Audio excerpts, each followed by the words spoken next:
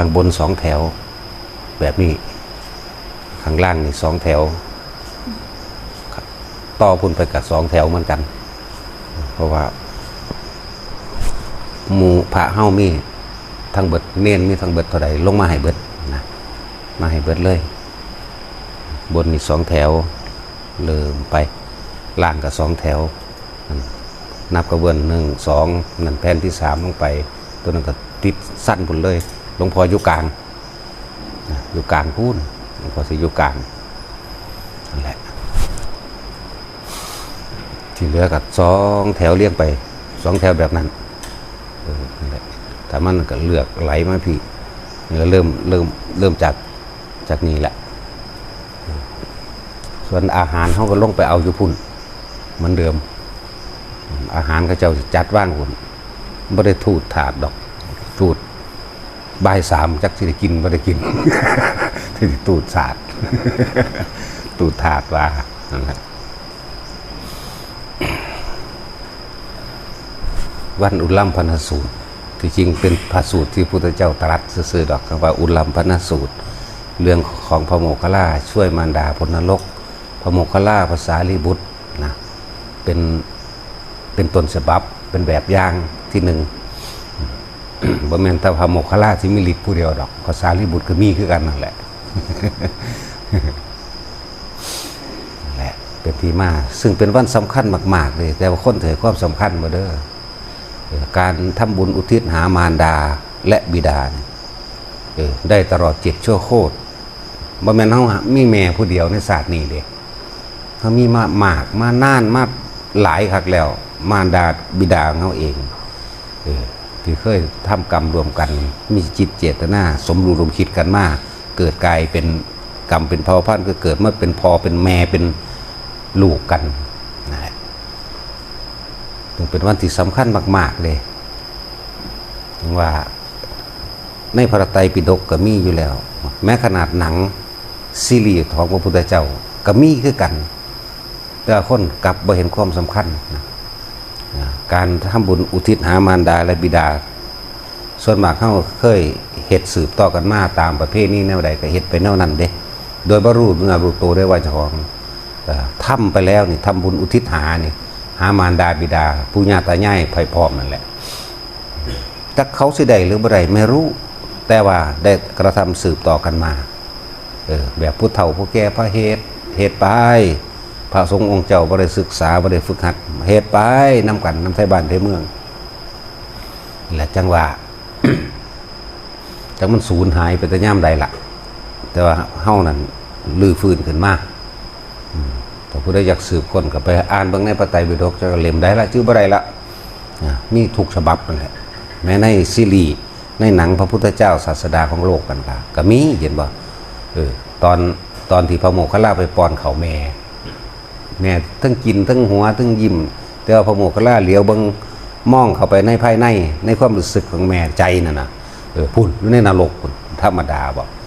จนบ่อาจสามารถที่เฮ็ดให้สมาธิตั้งมั่นได้ขนาดนั้นเด้คุณของมารดาบิดานั่นเป็นคุณที่หาประมาณบ่ได้กว้างใหญ่ไพศาลหาประมาณบ่ได้ถ้าเพิ่นสิเทียบว่าคุณหรือเทียบอานิสงส์เทียบเท่ากับพระอรหันต์พุ่นเด้สำหรับลูกเป็นวันที่สำคัญมากๆเด้พวกเฮาเคยเห็นมาแต่เก่า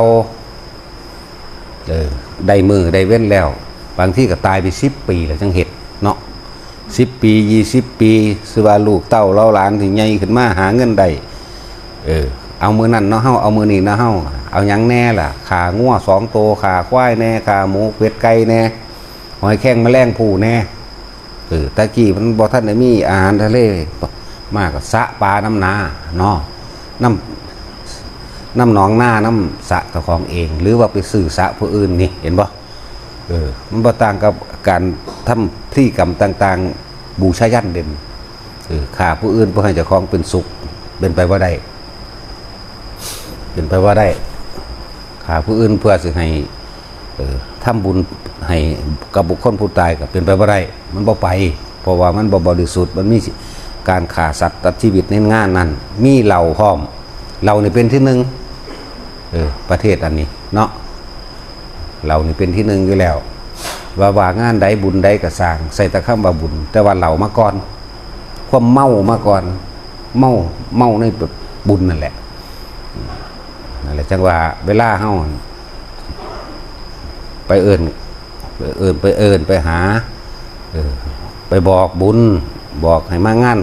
แก่เข้าหาทั้งนี้เอิ้นว่าแก่เข้าหาภาคอีสานเฮาทั้งพวกกันว่าทำบุญ100 วันมั่งทำบุญอุทิศหามั่งทั้งภาคกลางก็ดีทางคนจีนเอิ้นว่าทำยังละบรรพบุรุษยังนั่นแหละบัดนี้ถ้ามันผิดโดยบ่บริสุทธิ์แล้วมันบ่ไปมันบ่ถึงมันบ่ได้เสียเลยมันอย่างคือภาคอีสานเฮาสิกินเหล้าก่อนดับหนึ่งเนาะนี่ก็เสียละจบแล้วบ่มีหยังได้มาฆ่าสงฆ่าสัตว์อีกหาปูหาปลาสมัยตะกี้เดี๋ยวนี้ก็ฆ่างัวฆ่าควายปูปลาตะกี้ก็มีอยู่แล้วงัวควายก็มีแล้วแต่ว่าเรานี่มีที่หนึ่งเนี่ยบ่ได้บ่ได้เลยบอกให้ตรงๆเลยว่าบ่ได้เลยเบิด200,000 300,000ก็ว่าไปเด้เนาะจ้างหนังจ้างหมอลำได้ตะกี้เนาะจ้างรถแห่จ้างอีหยังก็ว่าไปแม้กระทั่งมีการบวชอุทิศหาสิบ่มีทางบ่ได้แล้วจังว่าในความสำคัญของมื้อนี้ซึ่งเป็นของที่ทำได้ง่ายบ่เป็นของยากแต่ว่ามันปีหนึ่งมีครั้งเดียวนะจะครั้งเดียวนี่คุ้มค่าเด้ปีหนึ่งมีครั้งเดียวเพราะว่าเฮาจะการให้ท่านในพุทธศาสนาหรือตัวอย่างนิติแบบอย่างที่พระโมคคัลลาลงไปดับไฟนรกก็เป็นเหตุให้เฮาจักว่าเรื่องของกรรมบางอย่างมันก็แก้กันบ่ได้ดอกมันแก้บ่ได้ทุกอย่างล่ะว่าบ่ว่าแต่บางอย่างคือพระโมคคัลลาลงไปดับไฟนรกซอยมารดาขึ้นจากนรกบ่แม่นแต่อันเรื่องเดียวเด้หลายแม่อยู่เด้ที่เพิ่นลงไปนั่นน่ะแม่ผู้หนึ่งอยู่ในมหาเวจีหรือเอิ้นพระโมคคัลลาดับไฟนรกมาแม่อีกองค์หนึ่งขันอยู่ในโลลุวะนรกเย็นแม่อีกผู้หนึ่งขันว่าอยู่ในนรกที่เท่าร้อนนะแม่อีกผู้หนึ่งขันอยู่ในคูตะนรกอยู่ในหมูดคูดกินขี้กินน้ำเมือกน้ำน้องกินยังที่สกปรกที่สุดนั่นแหละพวกนั้น4-5 แม่เราได้นี่แต่เบาแม่พระโมคคัลลาเนี่ยแม่ภาษาลิบุตรก็เหมือนกันแม่ผู้นึงก็ว่าเป็นเปรตอยู่ในระหว่างแม่น้ำโลหินีข้ามไปข้ามมาหากินของเสียของเน่าต่างกอกขยะยักเยื่ออันเป็นอาหารของหมูเปรตแม่อีกผู้นึงก็หากินกองหมูดกองขูดอย่างต่างๆนี่เป็นตัวอย่างที่มาพยายามซอยทั้งสองพระองค์เพิ่นนั่นแหละพระโมคคัลลากับภาษาลิบุตรเป็นตัวอย่างของเฮาจนเบิดวิธีสิเฮ็ดแล้วพุทธเจ้าจึงทรงพระญาณไปบอกโมคคัลลามันบ่อาจสามารถกระทำได้โดยอาศัยกำลังแห่งเธอภิกษุแต่เพียงผู้เดียวแม้นเธอจะมีฤทธิ์เดชมากเพียงใดก็ช่างเถอะให้กลับมาบ่อาจสามารถสิแก้สิ่งทั้งหลายเหล่านี้ได้เธอต้องกลับมาแหละเพิ่นกลับมาแล้วก็มาคุยกับพุทธเจ้าพุทธเจ้าก็บอกต้องอาศัยกำลังของหมู่ภิกษุสงฆ์ที่มาในทิศทั้ง10หมายถึงว่ามาในที่ต่างๆมาในที่ต่างๆนั่นแหละทิศทั้ง10ก็เลยกำลังของเธอบ่อาจสามารถแต่เธอต้องทำโดยสังฆทานหมายถึงว่าท่านเป็นของสงฆ์โดยรวมบ่ได้ให้จำเพาะเจาะจงผู้ใดผู้หนึ่งคำว่าสงฆ์เพราะมันจำเพาะเจาะจงถ้าจำเพาะเจาะจงเอิ่นว่าปาติปุกลิกทานเฉพาะเจาะจงคือภิกษุองค์นั้นๆเน้นลงไปหรือปรารณาเน้นลงไปว่าปรารณาไว้ว่าพระคุณเจ้าต้องการสิ่งใดบอกกับผมบอกข้าน้อยบอกผู้ขาก็ว่าไปในอื่นว่าปรารณาในเฉพาะหนึ่งแต่ว่าคำว่าสังฆทานคือร่วมหมู่บ่ได้จำเพาะเจาะจงบ่ได้เน้นว่าองค์นั้นองค์นี้องค์ใดบ่เน้นเป็นร่วมพระพุทธเจ้าจึงบอกว่าโมคคัลลาสารีบุตรเปิดมาทั้งสองละวันในมือ15 ค่ำเดือน 7คือมื้ออื่นอันเป็นวันจุติจิตแห่งมหาโพธิสัตว์เจ้าสัพพัญญูทั้งหลายสิได้จุติในมื้อนั้นจะเป็นวันมหาปวารณามหาปวารณาหมายถึงเพิ่นพุ่นเด้ปวารณาตัวเองเพื่อสิมาแก้ไขหรือว่าเป็นให้ปัญญาของโลกให้ปัญญาแก่หมู่สัตว์เปิดความมืดให้แก่หมู่สัตว์นำแสงสว่างมาแหละเพิ่นจังว่านัตถิปัญญาสมาอาภาแสงสว่างใดสิเสมอโดยปัญญาไม่มีเป็นวันที่เป็นมหาปวารณาเนี่ยคือผู้ใหญ่ มหาไปว่ายิ่งใหญ่อยู่แล้วเพิ่นภาวนาด้วยตัวเองในมือสิจุติเคลื่อนที่เข้าสู่คันพระมารดาจากสันดุสิตนั่นแหละมีเพียงบันเดียวเท่านั้นว่าดูก่อนโมคคัลลาสารีบุตรเธอทั้งหลายเธอจงเตรียมอาหารหวานข้าวตลอดทั้งเครื่องอุปโภคบริโภคหรือปัจจัยทั้งสี่อันเป็นที่ให้หมู่แก่ภิกษุทั้งหลายได้ใส่แล้วก็เตรียมไว้แล้วก็ถวายแก่หมู่สงฆ์เถิดนี่ทีมานั่นแหละนี่คือทีมา แล้วเธอจงอุทิศให้เจ้าพระองค์ว่ามารดาบิดาเท่านั้นและผลแห่งการอุทิศให้แด่มารดาบิดาของเธอทั้งหลายนั่นนะก็จะพ้นออกได้7 ชั่วโคตรคุ้มบ่มือเดียวแล้วก็บ่จำเป็นต้องมีของมากเด้พ้นจากทุกขติอบายภูมิพ้นจากความทุกข์อันเกิดอยู่ในอบายภูมิมีสัตว์นรกมีเปรตแม้กระทั่งเดรัจฉานแต่ว่าผู้ที่สูงอยู่แล้วหมายถึงเทวดาอินพรหมพ่อแม่เฮาเป็นเทวดาอินพรหมจังซี่พวกนั้นเว้นไว้เอาเฉพาะพวกตกต่ำนี่เพิ่นกรุณาขนาดนั้นนะเพิ่นหาวิธีซอยเรียกว่าพุทธาธิษฐานไว้ก็ว่าจังว่ามันเป็นวันที่สำคัญมากๆแล้วเฮาก็บ่ได้เฮ็ดโดยไปยุ่งยากกับพิธีกรรมพิธีการอีหยัง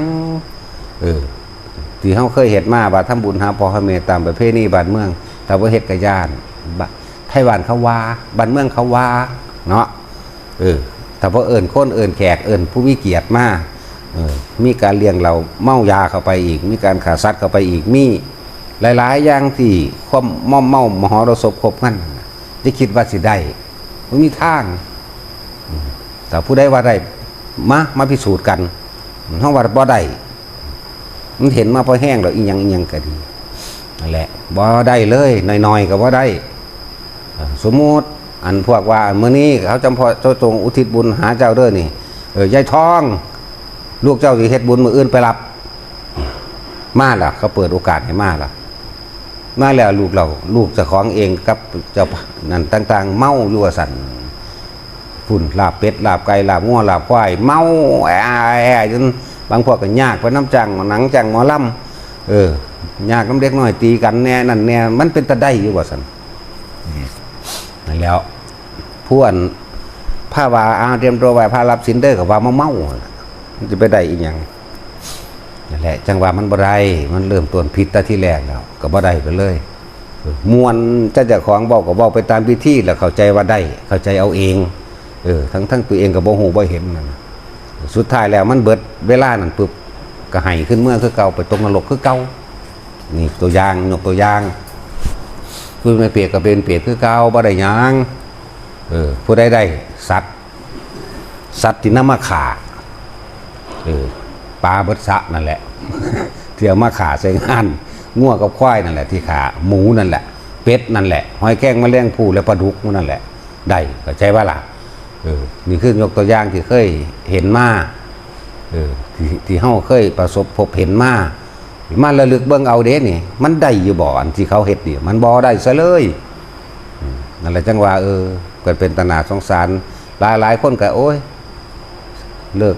เศร้างานเก็บนั่นนี่มาเอากูดีใจร้ายกูเฮ็ดบุญให้พ่อแม่กูสันว่าแม่ได้เฮ็ดบาปด้วยนั่นจากว่ามันเฮ็ดบุญด้วยนั่นเริ่มต้นแต่กินเหล้านะดีว่าดีลูกเต้าผิดเตียงกันมึงออกหน่อยอีหานี่มึงได้มูลหลายเนาะมึงได้มูลหลายก็กูสวนมึงก็ได้ควายมึงก็ได้เกินกูอีกลูกติดกูนี่เฮ็ดน้ำพอน้ำแม่มามึงบ่ได้เฮ็ดหยังปันใดเถียงกันอยู่พี่มึงออกหลายๆว่าเด้มันมีสารพัดนั่นแหละนี่ความจริงที่ทุกคนพบมาบ่ละละนี่มื้อนี้ก็เลยแต่มื้อนี้เฮาเฮ็ดง่ายๆน้ำขวดเดียวก็ได้ขนมห่อนึงก็ได้ผลเบิดเพราะเฮาอาศัยกำลังพุทธาธิษฐานหรือพุทธบารมีเป็นประธานอยู่แล้วแล้วก็อาศัยคณะสงฆ์และหมู่สงฆ์จำนวนมากนั่นแหละเอาตัวนี้เอากำลังตัวนี้ซอยกำลังตัวนี้ซอยแล้วก็ของที่ได้มาบริสุทธิ์คือบ่ได้ไปพ่นไปขี้ไปขาทุกคนให้ตั้งจิตตั้งใจตั้งเจตนาเอาไว้ตั้งไว้ตะกลางคืนพุ่นว่ามึงกูสิเฮ็ดบุญอันนี้ท่านอันนี้ไปหาแม่กูพ่อกู นี่มันก็เริ่มไปแต่ตอนนั้นล่ะของตัวแกมูสงปุ๊บมันก็ไปของมันเองดอกเฮาบ่ได้ว่าหยังดอกเฮาว่าในใจเฮานั่นน่ะมันก็หาตะกาวคำใดเลยก็ได้มันสำเร็จตอนที่คิดเมื่อคิดแล้วของตัวแกมูสงปุ๊บไปปุ๊บได้ถึง7ชั่วโคตรได้บัด7ชั่วชาติ7ชาติ7ภพก็ว่าไปขนาดนั้นแหละแล้วก็เป็นของที่ทำง่ายๆนี่บางคนก็รัดใส่บาตรอยู่พุ่นเลยนึกเอาในใจมันก็ไปของมันเองบัดนี้สงฆ์มันก็สิมาเฮ็ดของเพิ่นดอกและนี่คือวัตถุของทานถ้าจะเปรียบเทียบว่าปัจจัย4อาหารจาราสาโลกเครื่องหนึ่งห่มที่อยู่อาศัยตลอดทั้งเครื่องอำนวยความสะดวกแล้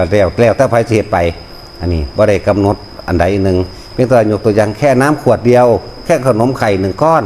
และหรือแม้ข้าวเพียง1ทัพพีก็สร้างจากบ่ล่ะแล้วจังสั้นแล้วก็อุทิศให้แด่มารดาบิดาของเธอเถิดเนี่ย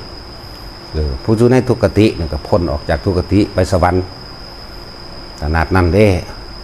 แต่ว่าย้อนหลังขึ้นไปว่าเรื่องของพระโมคคัลลาภาษาลิบุตรก็เพิ่นเป็นผู้มีบารมีมากบารมีใหญ่อุปถากเพิ่นก็มีแต่เศรษฐีทั้งเก่าเนาะเศรษฐีนวโกฏพวกมีเงินหลายแม้กระทั่งพระเจ้าพิมพิสารแม้กระทั่งพระเจ้าปัสเสนก็เป็นอุปถากภาวนาไว้กับพระโมคคัลลาภาษาลิบุตรเด้อสัตว์จังสั้นแล้วเขาเจ้าต้องการกุฏิสีหลังพระโมคคัลลาบอกพระเจ้าพิมพิสารต้องการกุฏิสีหลังมันก็เฮ็ดให้ข้าวเดียวโดนแล้วของกษัตริย์เฮ็ดเนาะพระสารีบุตรมื้อนี้กับพระเจ้าปัสเสนก็เฮ็ดให้ฮอดแย่งกันเฮ็ดหมดแล้วว่าธรรมดาเขาเจ้าแย่งกันทำบุญเด้รู้จักบ่ล่ะบ่คือบอกเฮาได้แย่งกันทำบาปเนาะแย่งกันทำเด้โอ้ยจักไผเป็นไผแล้วนำอาหารหวานข้าวเป็น100อย่างพุ่นแหละแล้วมาถวายแด่คือเขาเจ้าปวารณาไว้เจาะจงไว้แต่ว่าพระโมคคัลลาภาษาลิบุตรน่ะบ่ได้รับเฉพาะเจาะจงว่าอันนี้แด่พระคุณเจ้าแต่ที่นี่พระโมคคัลลาภาษาลิบุตรถวายแด่หมู่สงฆ์เลยเอาอาศัยกำลังของหมู่สงฆ์หมู่มากนั่นแหละครับเป็นเหตุหลายอย่างที่เพิ่นเว้าเรื่องอานิสงส์ของการให้ท่านพระพุทธเจ้าแม้100ครั้งนั่นแม้100ครั้งนั่นว่าไม่อาจสามารถที่เทียบได้กับสังฆทานไม่เพียงครั้งเดียวกับหมู่สงฆ์แหละเพิ่นก็มีเหตุในเว้าตัวนั้นอยู่ ในนี่คือผลของทานก็จะเป็นเครื่องอาศัยของกายเนาะอาหารยาลาสโลเครื่องห่มที่อยู่อาศัยตลอดทั้งเครื่องอำนวยความสะดวกต่างๆแต่ว่าผลของธรรมในมือนั่นเพิ่นสิแสดงธรรมเด้หลังจากถวายทานแก่หมู่สงฆ์ทั้งเบิดแล้วพระพุทธเจ้าแสดงธรรม